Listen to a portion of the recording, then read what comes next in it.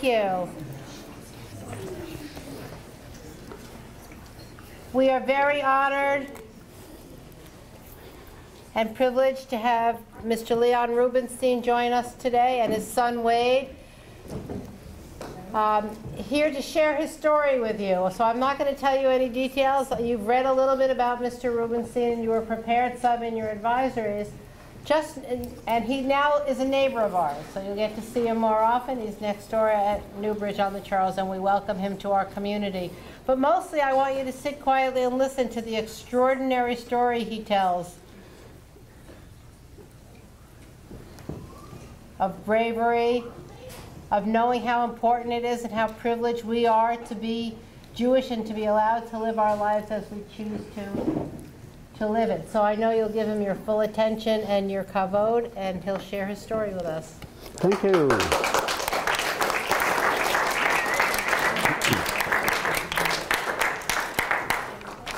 Thank you for that introduction. Appreciate it.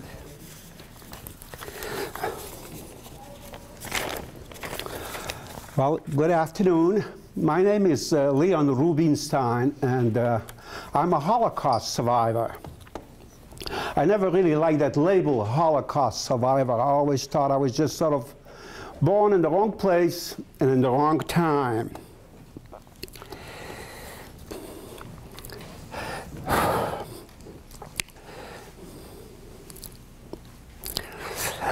I was born in a shtetl, a small town in Eastern Europe called Koretz.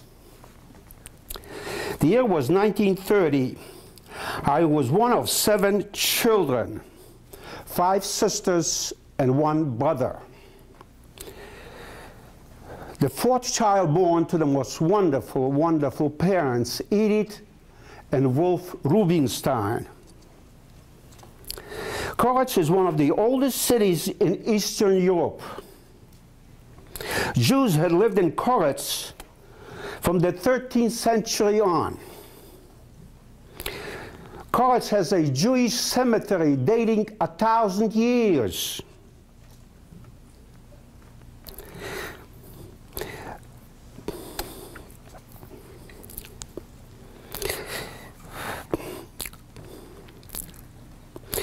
Koretz had a textile factory dating back to the 18th century. It employed 120 Jews. Koretz was very famous because it was a town of Hasidim. Very famous rabbis came from Koretz. In 1930, the Jewish population in Koretz was 4,000 Jews. And that was 83% of the total population. We were the majority.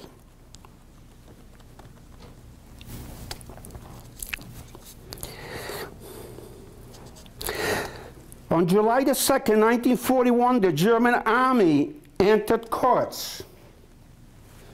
On July 8, 1941, the German army, with the help of the local Christian collaborators, there were a lot of them, these are my neighbors,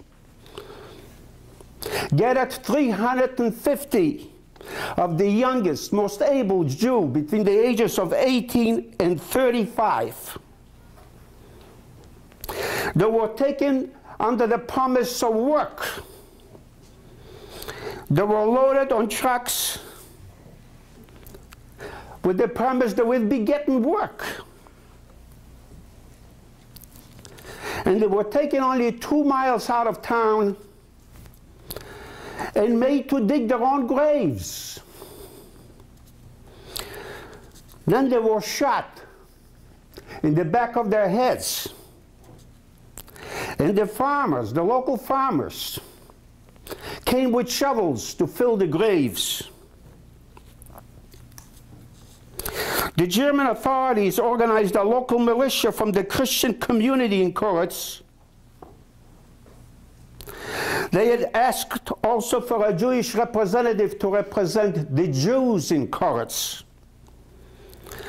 A gentleman by the name of Moshe Krasnostevsky was picked, a very prominent Jew in Koretz in those days.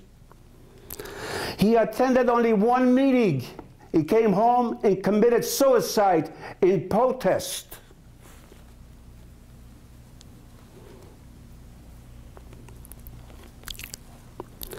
On May the 21st, 1942, my family was awakened at 4 in the morning by German soldiers knocking on the door and windows. And we were forced out of the house. My father had built hiding places in this house of ours for such an occasion.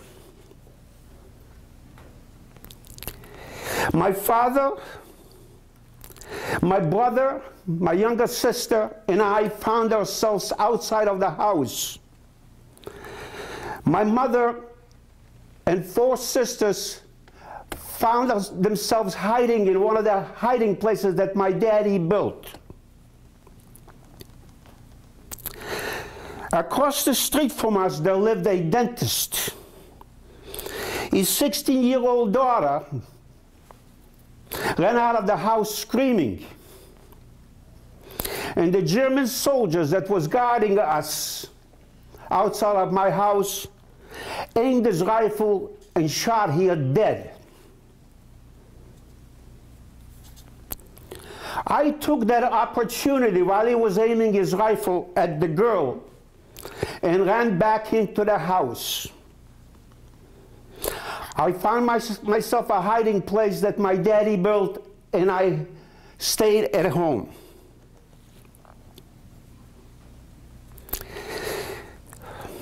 I remember that morning as though I was under the spell of anesthesia. I didn't see anybody cry. I didn't see anybody scream. I didn't see anybody in fear of being shot in a few minutes. We were just frozen still. The people from in front of the house were taken to a central gathering place in the city.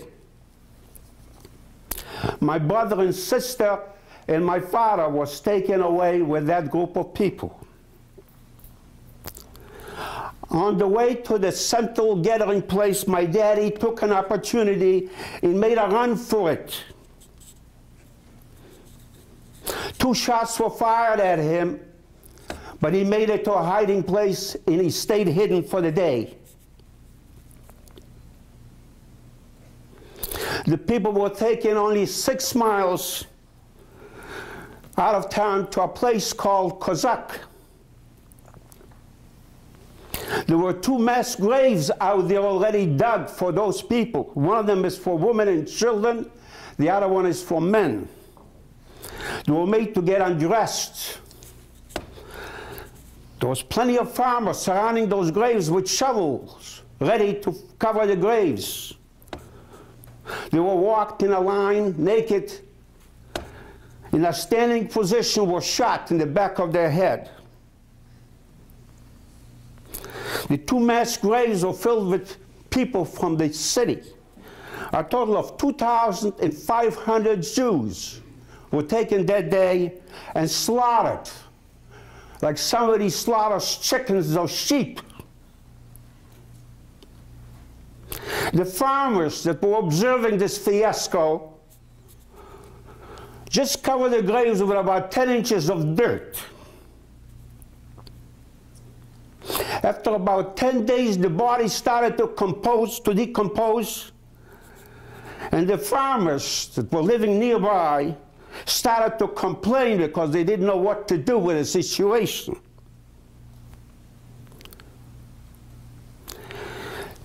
"21 Jews were gathered by the Germans and the local farmers in the area, were taken to the Kozak, given shovels. I and my dad and 22 people from Koretz came, and we only had a window of 3 hours of work there to cover the graves with dirt. One can hardly imagine how much work was done there by 21 people in 3 hours. More tears were shed there than dirt was moved to cover the graves. Nobody could imagine this fiasco that we were exposed to at that particular day. I'll never forget it as long as I live.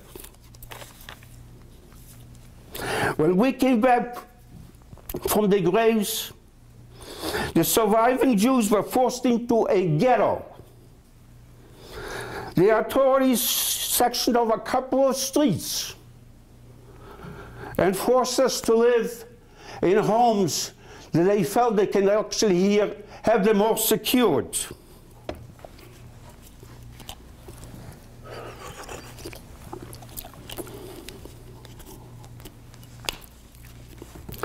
My family took over a house that the Jewish people were killed, and we stayed there with the rest of the Jews and lived like rats in that ghetto. 5 children still needed to be fed, and there is no food to be found anywhere. One day while in the ghetto, a policeman, a Christian policeman, a Gentile, showed up to my house where we were living in the ghetto with a bike to be repaired. And while my father was working on the bike, repairing that bike for the policeman, he was a Gentile, the policeman asked my father, because he knew him, "How did you make out in the first slaughter in Koretz?" Well, my father told him he lost a son and a daughter. The policeman replied, "No big deal, you'll have more bread left for the rest of the family." I looked at my father, and my father looked, just so he had been stabbed in his heart by this so-called policeman, a friend that he knew my father by name.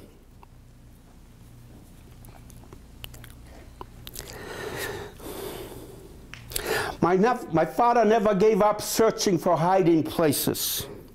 He was a very, very industrial individual here, outgoing individual here, no fear at all.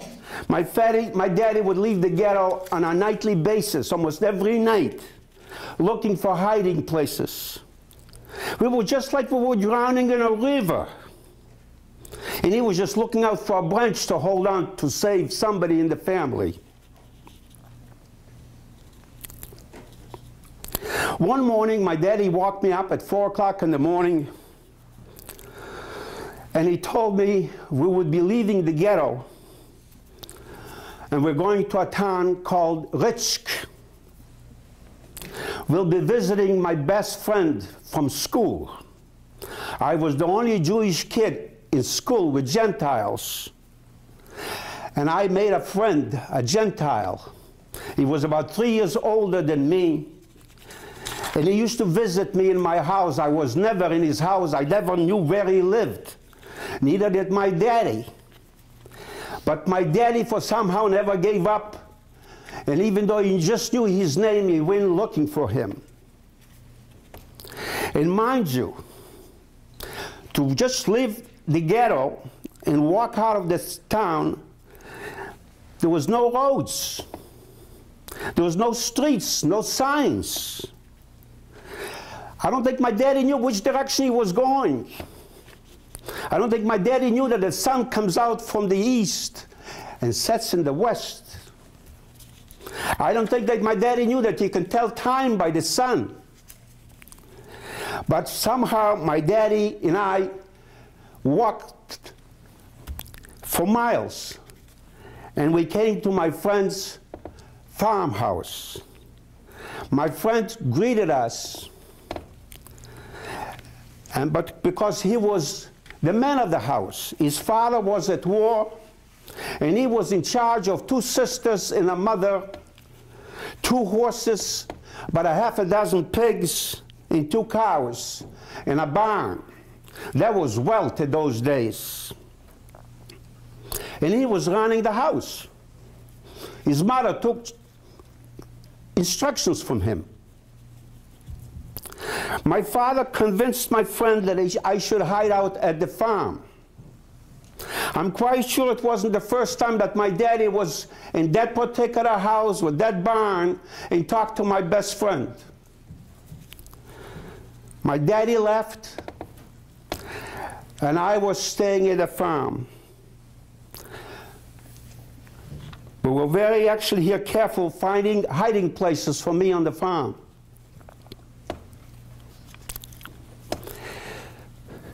I didn't realize that my friend was also actually here working in the underground, Polish and the Ukrainian underground. And he was quite a leader in the underground. They were called Banderites. They took the name from one of their friends that was leading them.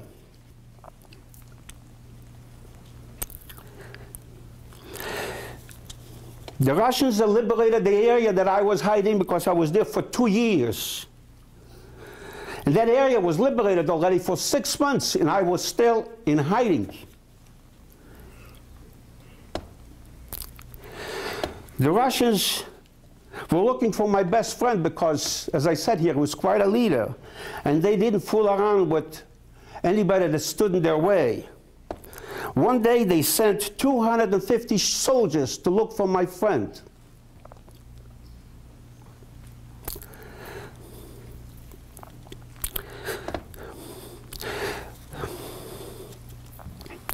The soldiers were combing the field that I was hiding out, which is a potato field, with bayonets.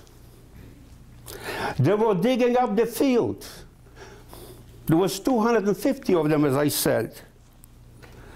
At one point, I can hear the bayonet going through the wood that was covering my hole that I was hiding out, which is in the potato field at that particular moment. That felt like they were using a pitchfork to lifting up the cover that was covering the hole that I was in, that held a plant, a potato plant. I was exposed there in the moonlight, all shivering.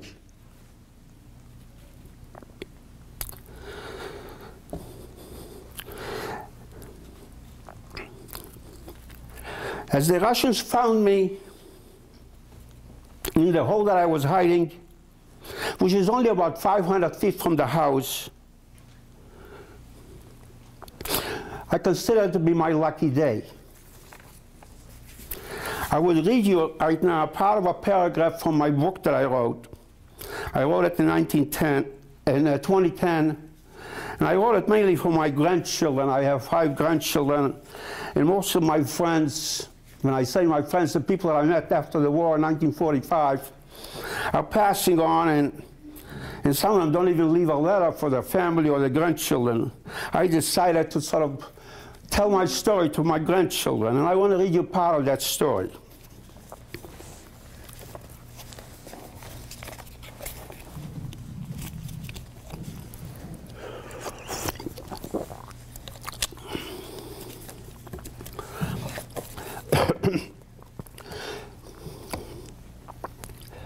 Discovered by the Red Army.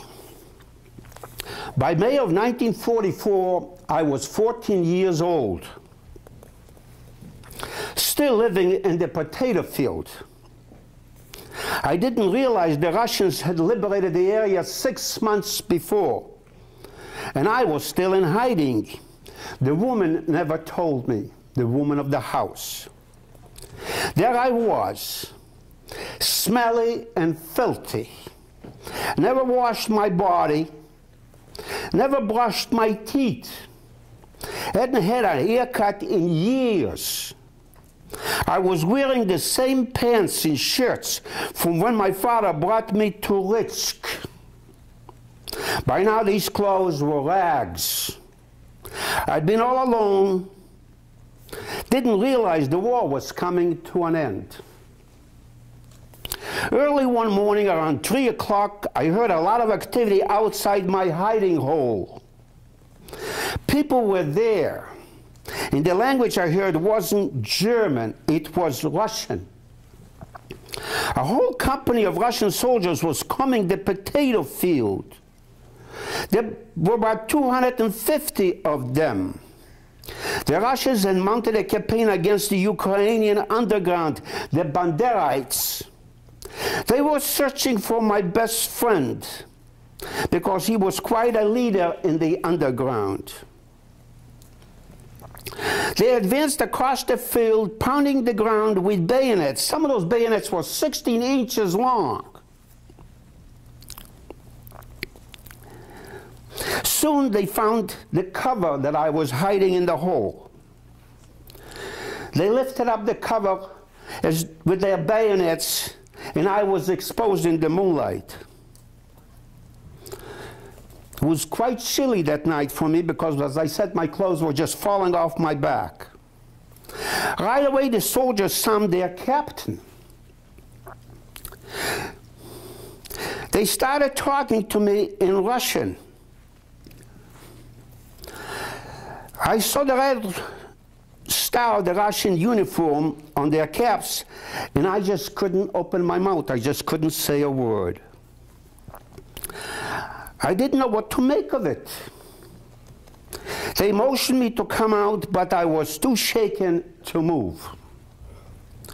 So they pulled me out by my neck. They dragged me to my friend's farmhouse and put me outside. They still kept talking to me, but I couldn't speak. It was freezing cold in the middle of the night, and I was chilled to the bone. When the sun came up, a Jewish captain approached me. She was a lady about 40 years old, and she spoke Yiddish, Jewish. She was about 4 feet 2 inches tall. She started talking to me in Yiddish, asked me if I was Jewish, told me she was Jewish too. Soon, she realized that I wasn't the guy they were looking for. She told them, the soldiers, to give me a blanket and give me some food and water. As soon as she spoke to me, they treated me like a different person. They put me on a wagon and took me close to the barn. They handed me a pail of water to wash up and gave me a Russian uniform. It was about 2 or 3 sizes too big, but it was warm. And they gave me a bit more food. Still, I couldn't talk. The Jewish captain appeared. She realized that the family had been hiding me. She told me she was looking for the son, my best friend. The Russians found my friend at a cemetery hiding out, and this was also one of my hiding places, and they killed him that morning. They took the mother and daughters out of the house and they burned it down. They burned the farm too, but they didn't harm the mother and daughters. This woman, captain, was the one who told me that the Russians had liberated the area about 6 months ago, and I was still in hiding. She couldn't understand why I was still hiding. But she realized that nobody told me that the Russians liberated that area. She was thinking maybe they were using me for a bargaining chip. Another captain was called in, about 26 years old, and he took charge of me. He gave me a Russian military cap. He also gave me an automatic weapon. And so I became a little soldier with the Red Army. My captain brought me to courts to look to find people I might recognize. Jews that came there and settled in whatever house was available. The captain that was with me asked me, "Where is your house?" I kept on looking, but I couldn't find it. My house was burned down. It was close to a church, and I figured they might have needed that place for a parking lot. The captain took me every other day in course to look for people I might recognize.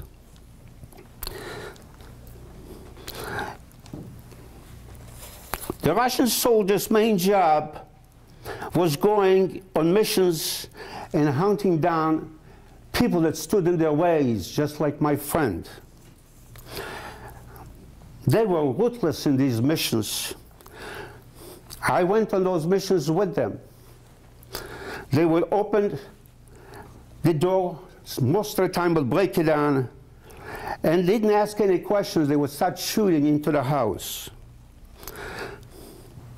They were just absolutely ruthless.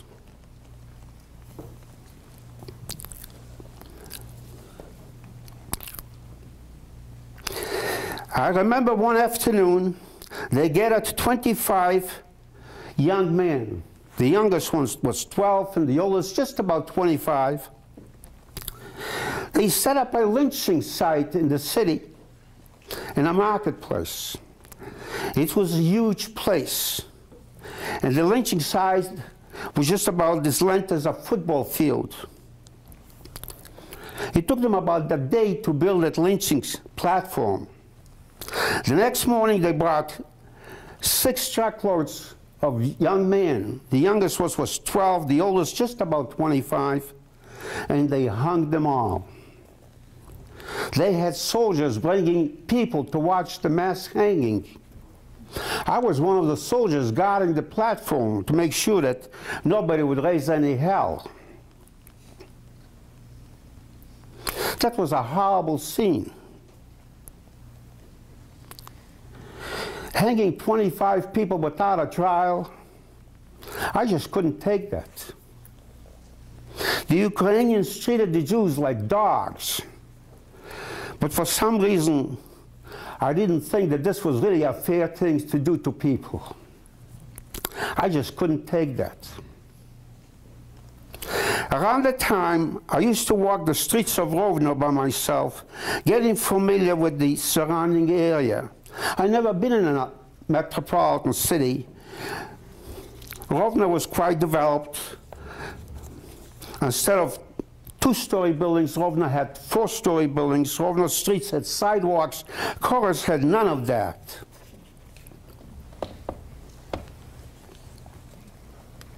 While I was walking one day, a boy my age approached me. We started up a conversation and he asked me if I was Jewish. I told him I was. We started up a conversation and he told me he survived the war by hiding out in the forest. His name was Aaron Golub. Aaron was living with his aunt and uncle, Asher Edelman, and they occupied a house in Rovno. Aaron invited me to his uncle's house, and his aunt was cooking some soup. It was herring and potato soup. When the soup was done, she served me a hot bowl with my own spoon. It was the most delicious thing I tasted in years. I was with the Russians for another week or so. We went on missions, not too far from Rovno. And on one of those missions, the captain was sort of overlooking over me, was killed in front of my eyes. When he was killed, my days with the Russians were definitely over, even though he always used to talk about sending me to a military school. I never really wanted to do that. To me, it shows me that he cared.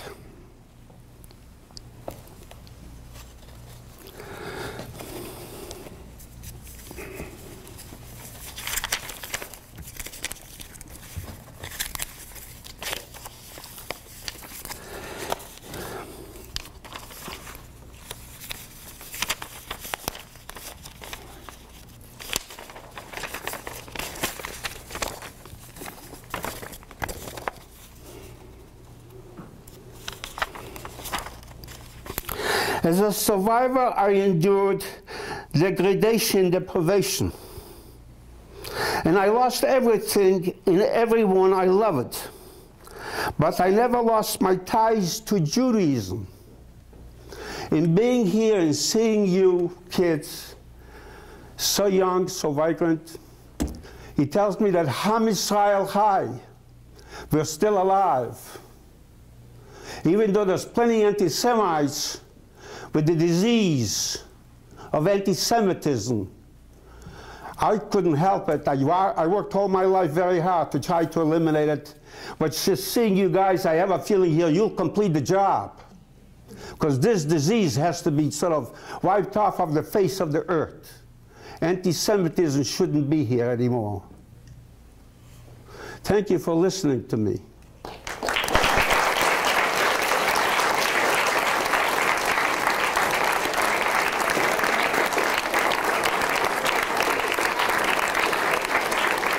Can I ask you a few questions? Yeah. Can I ask you a few questions? Sure, if you have time.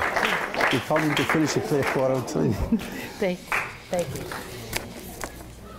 He just told me that I said he had to finish at 2:45, so we'll take a few minutes if any of you have any questions. Okay. How old were you when the first time when they brought you out of your house? I couldn't hear. How old were you when they took you out of your house? How old are you? 12. You're 12? I was 12 years old. It was 1942. I was half your size. Just look in the mirror. You'll see me. Not as good looking as you are. What, honey? Were you the only survivor of your family? Were you the only survivor of your family? Yes, I consider myself the only survivor of my family. I lost everything. You have it all here. Look to the left and look to the right. Those people are going to be with you for the rest of your life. I lost it all. When I call friends, it's friends that I met after the war. Yes.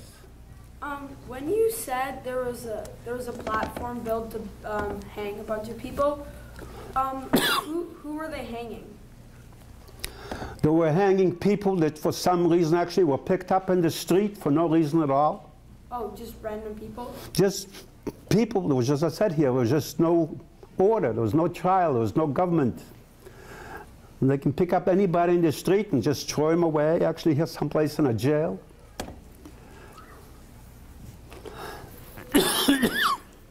Jacob? How come they were hanging kids? I'm sorry, I didn't get How it. come they were hanging children?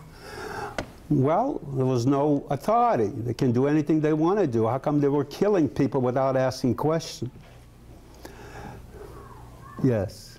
How do you feel about the Russians? They rescued you, but what you've described, they did awful, awful things. Well, my best friend was killing Jews in front of me. And yet he took care of me. I don't know what was his plans, because after all, he kept me way beyond the time that I should have been there. He should have brought me back to the city if he was really my friend. I don't know. I'll tell you one story here. I went back after 65 years. Went back to the little shtetl. There's no Jews there today. That shtetl is frozen in time. The homes, I haven't seen a coat of paint in 65 years.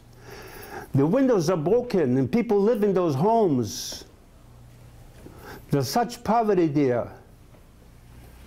The Jews did everything for those people and they killed them. Most of the Jews were killed by the Christians, not by the Germans. The Germans supposedly gave them the authority. They gave them sort of an open hand to do it. But they were killed. My daddy and my mommy and my sisters and brothers were killed by neighbors. Still happening today. A woman stood in the way of a house, my neighbor's house. I knew her. I know her name. I speak her language. She stood here and she says, "Over my dead body will you enter this house?" I might see my daddy's furniture there, who knows? And I told her that my car is parked in a nicer place than she lives. And she spit in my face. And that happened just recently, just a few years ago. question. Did the Russians know you were Jewish when they took you in? They figured it out pretty fast. They figured it out pretty fast. This woman was pretty smart, and she was in charge of a lot of people. I never saw her again, actually, here after that particular morning. She had a big job. Yes. Do you feel that your friend betrayed you when he didn't? I'm sorry, I didn't get Do you it. feel that your friend betrayed you? I really can't tell. I really can't tell. If he'd use his head, he'd be better off. Amelia? How old were you when the Russians were hanging people? How old were you when the Russians were hanging people? I was just about, at that time, 14 years old. Yes. Me? Yeah. How'd you feel when they killed your friend? Like, since he, like, you said that he left you there, like, longer than you think you should have been there. How'd you feel about it? How did you feel when they killed your friend, even though he kept you longer than he should have? I'm sorry, I didn't get it. How did you feel when they killed your friend? I was fighting for my own life that day. I didn't realize what was going to happen to me. When he was killed, I wasn't there at the time here, but I knew about it. Yes. How many hours of the day were you usually like hiding in the food? Most of during the day here, I was eating mainly at night, stealing food from the pigs that were fed. I know exactly when the pigs were fed, and I would leave my hole at night and just sort of crawl up to a place here where I knew the pigs were being fed there, and I would steal some of their food. Yes. How long would you stay in the hole? Well, most of the day I'd be there, actually. I wouldn't leave the hole during the day. There's a lot of activity, actually, here because people were planting their fields, they were working their fields, they were raising their horses, they were raising their cows. So you got to be very careful not to be sick. What was that? Did you sleep in the hole? Yeah, I slept in the hole with the mice, with rats. They were keeping warm on my body, whatever warmth that I had to give them. Yeah. What would you do in the hole? What was that? What would you do? What would I do in the hole? Just mainly sit and think about my daddy. I knew when he was killed, I can even hear the shot. Just sit and think about what's going to happen any minute. Yes. When did you come to this country? I came to this country in 1951. I was taken from Europe to Israel in 1946. I was brought to Israel in 1946 by the Haganah. Israel was not in existence, it was Palestine. And I came there illegally with 40 other kids, and we were arrested right away by the British and put in a camp called Atlit. We were there for about 2 weeks, and the Haganah came at night and they freed us, and then they kept us on a place called Zichron LeZion for about 2 weeks until the things really quieted down with the British. They stopped looking for us, and then they brought us to Yagur and started training us to fight another war, the War of Liberation. And I served in the Israeli army during that war for 3 years. I was laying mines behind the lines. I came to this country in 1951. I was educated at Northeastern University. I became a mechanical engineer. I was self-employed most of my life. Most people come here just to build a life. I built an exceptional life here. I was sent back to Israel after I got married. I didn't have any money to take my wife with me to remove the mines that I laid here. We're talking about thousands of mines, and they told me I'll be in Israel for 2 months, and they kept me there actually here a year. So clearing mines. I got wounded twice while I was clearing mines, and luckily I'm okay. I'm a very, very happy guy. I raised a beautiful family. I have 5 great grandchildren. I built an exceptional life here, and I'm so thankful to this country. I never even fought for this country. Yes? How big was the hole that you lived in on the ground? How big was the hole you lived in?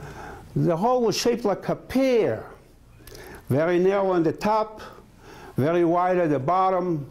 The hole was no more than about, I would say, 2.5 feet deep. And maybe the widest point, maybe about, I'd say, 20 inches. I was very skinny, I was bones. I used to have maybe one meal every other day or so.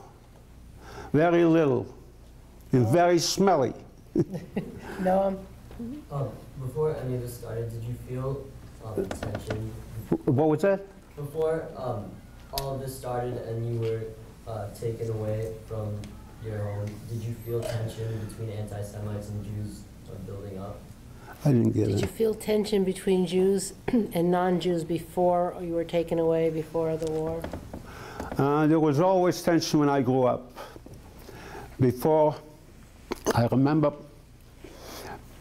one day before Easter, my best friend, a Gentile, took me to a church in Koretz. That's the shtetl that I grew up.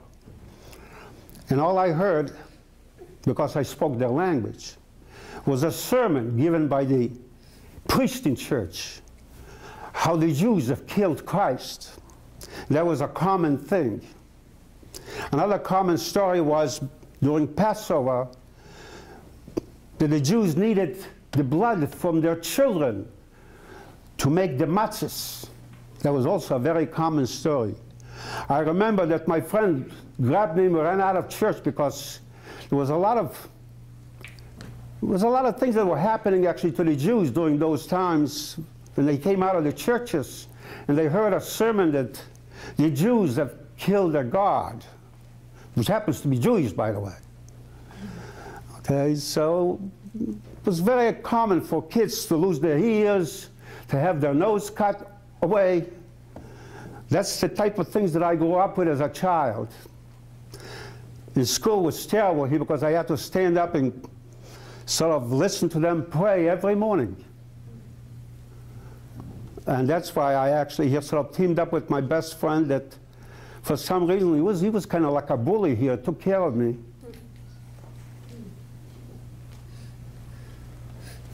Yes. Last question. In some of the literature that we were reading, I think there was a piece written by your son. Is it the preface to your book? You said that growing up you hadn't spoken about your experiences, but then later you shared your story. I was wondering what changed for you, what allowed you to be able to talk about your story, share your story. I didn't get it. She read talked about the preface in the book from your son, and he said that when he was growing up, you didn't talk about what happened during the war very much. She wondered if there was something special that changed that allowed you to talk about it. Oh, what changed is my son. They say that kids get older here and they get smarter. And it's true, because my son realized that I had a lot to tell, and he felt that a story needed to be told. And I lived on the Cape, he lived here in Concord, and my son was sitting here, right, the same line as you're sitting there, showed up every week on Thursday, sat with me at the kitchen table, and we recorded my story, and we had a box of Kleenex that we sort of wiped ourselves from crying every day, that we were sitting together. And my son knows about me more than I know about myself. He's the one that kind of insisted that we should have it. It took about 5 years of work. It's not a simple job. And it's a very painful job, too, because you start remembering things, and there's a lot of things that are very, very, very sad, very heartbreaking. Being a Holocaust survivor is a very bad thing, not an easy job. You know, I've been living with this thing here, and right now, the more time I have, the worse it is. But God has been good to me. God has been good to me. And as I said here, I'm very devoted to the faith. I'm still a member of a temple for the last 58 years, Temple Israel in Natick. I lived in Natick for 45 years, and I'm still a member there. Well, we thank you so much, Leon, for sharing. Thank you.